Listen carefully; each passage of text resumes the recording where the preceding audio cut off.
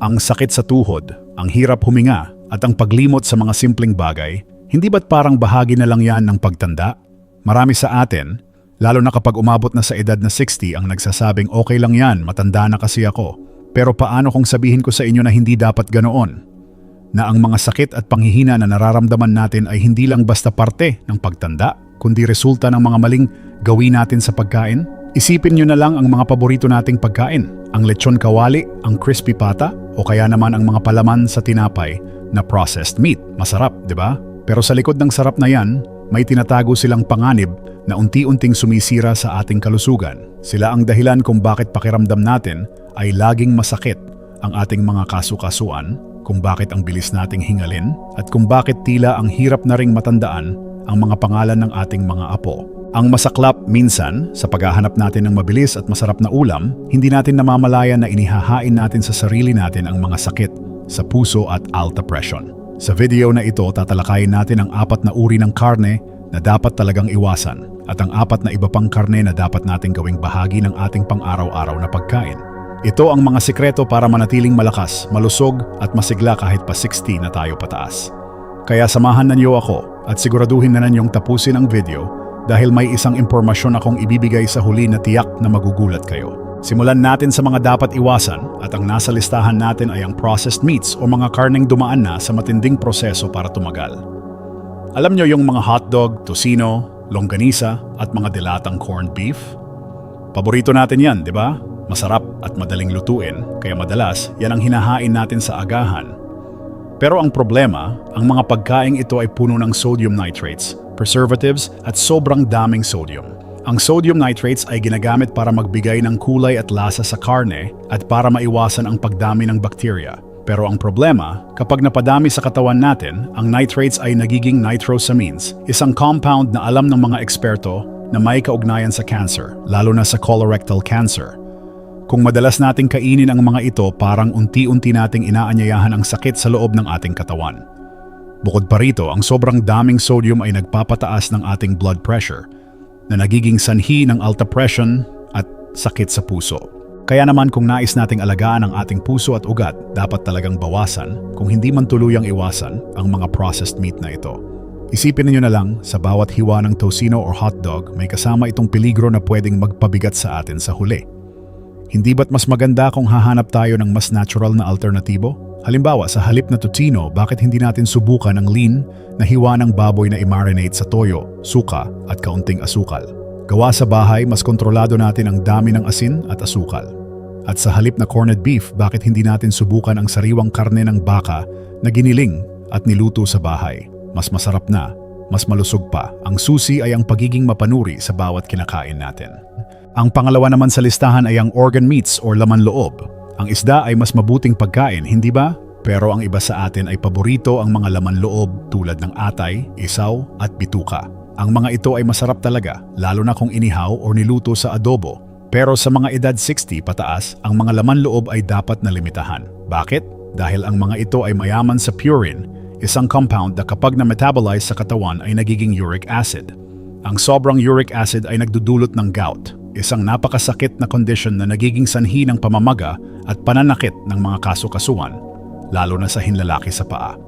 Ang masakit pa, ang uric acid ay maaari ring mag-crystallize at maging kidney stones, na isa sa pinakamasakit na dinaranas ng isang tao.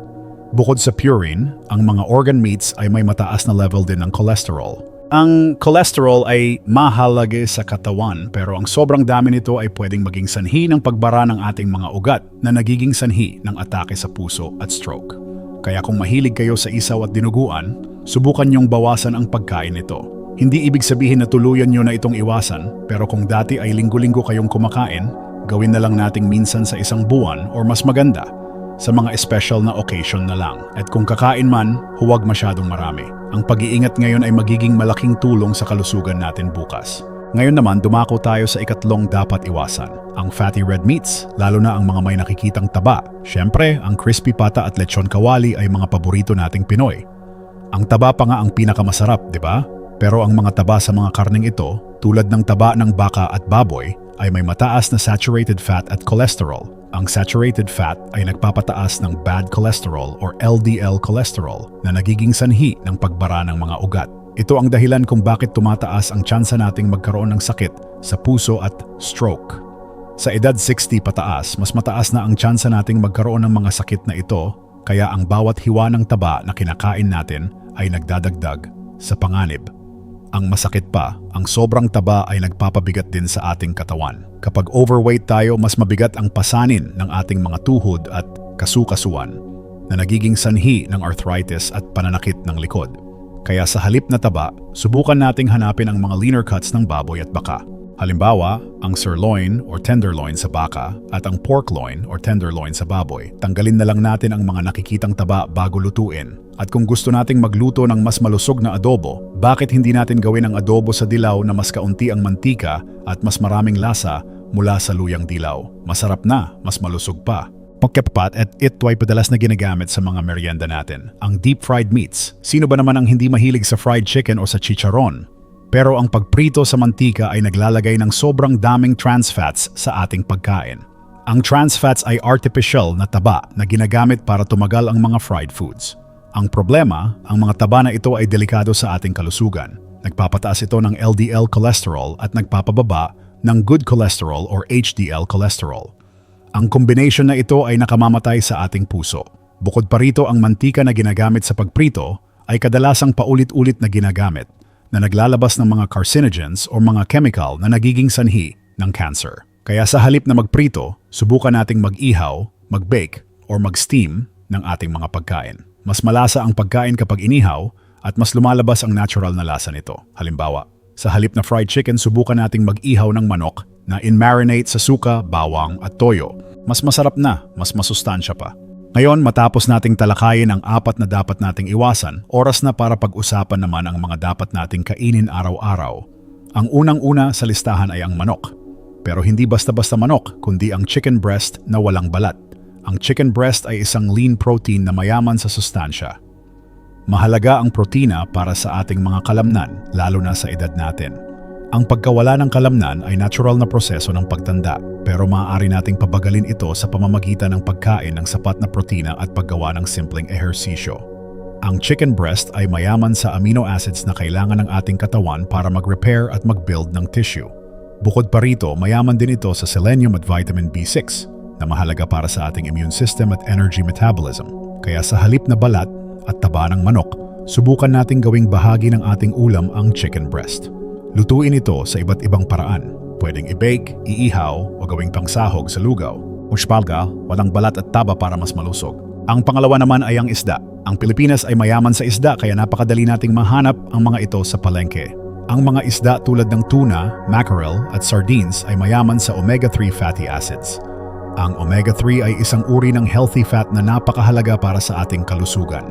Tinutulungan nito ang ating utak na gumana ng mas maayos, pinoprotektahan ang ating puso sa pamamagitan ng pagbaba ng triglycerides at nagpapabawas ng inflammation sa ating katawan. Alam nyo ba na ang omega-3 ay tinatawag na brain food? Dahil sa edad natin, mas mahalaga na alagaan natin ang ating memorya at pag-iisip.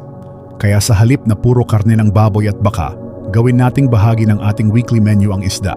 Pwede itong iihaw gawing sinigang o kaya naman ay paksiw. Ang mahalaga, mas madalas tayong kumain ng isda. Ang pangatlo ay ang lean pork. Tulad ng nabanggit ko kanina, hindi naman masama ang baboy basta't piliin lang natin ang mga lean cuts nito. Ang lean pork, tulad ng pork tenderloin or pork loin, ay mayaman sa thiamine at potassium. Ang thiamine ay mahalaga para sa energy production at function ng nervous system, samantalang ang potassium ay mahalaga para sa pag-maintain ng blood pressure at muscle contraction. Bukod pa rito, ang lean pork ay isang magandang pinagmumulan ng protina. Kaya kung gusto nating kumain ng baboy, piliin natin ang mga bahagi na walang taba. Tanggalin na lang ang mga taba bago lutuin at subukan nating lutuin sa mas malusog na paraan tulad ng pag-ihaw or pag-stew. At ang pang-4 na dapat nating kainin ay ang taho at tokwa. Alam kong hindi ito karne, pero napakahalaga nito sa ating kalusugan, lalo na kung hanap natin ay protina. Ang taho at tokwa ay gawa sa soybeans na mayaman sa isoflavones, isang uri ng antioxidants na nakakatulong sa pagbaba ng cholesterol at pagprotekta sa ating puso. Bukod pa rito, ang tofu at taho ay mayaman din sa calcium na mahalaga para sa ating mga buto. Sa edad natin, madalas na humihina ang ating buto, kaya mahalaga na kumain tayo ng mga pagkaing may calcium para maiwasan ang osteoporosis. Kaya sa halip na matamis na merienda, subukan nating gawing bahagi ng ating agahan ang taho. At sa halip na pritong tokwa, subukan nating gawing sahog sa misua o ginisa. Masarap na, mas malusog pa. Sana sa pagkatapos ng video na ito, ay naunawaan ninyo ang kaibahan ng mga karneng dapat nating iwasan at mga dapat nating kainin. Ang lahat ng ito ay hindi tungkol sa paghihigpit sa sarili, kundi tungkol sa pagpili ng mas matalinong paraan para alagaan ang ating sarili. Ang bawat desisyon natin sa pagkain ay may malaking epekto sa ating kalusugan. Ang mga sakit at panghihina na nararamdaman natin ay hindi lang basta parte ng pagtanda, kundi bunga ng ating mga nakagawian. Kaya naman, sa halip na magpatuloy sa mga maling gawi, subukan nating gumawa ng maliliit na pagbabago. Simulan natin sa pagbawas ng processed meats at pagdaragdag ng mas maraming isda at lean chicken sa ating diet. Tandaan, ang kalusugan natin ang pinakamahalaga nating kayamanan. Walang gamot na makakapantay sa halaga ng malusog na katawan. Kaya naman, ipagdiwang natin ang ating pagtanda sa pamamagitan ng pagiging mas malakas, mas masigla, at mas malusog. Hindi man madali ang pagbabago pero naniniwala ako na kaya natin itong gawin. Magsimula tayo sa maliit na hakbang at makikita natin ang malaking pagbabago sa ating kalusugan. At bago ako magpaalam, sana ay ibahagi ninyo sa akin sa comment section ang inyong mga paboritong lutuin na malusog. At kung nagustuhan ninyo ang video na ito, paki-like at subscribe sa aking channel para sa mas marami pang tips at impormasyon tungkol sa kalusugan. Sa huli, laging tandaan, mabuhay tayo ng buong buo at masaya sa bawat edad.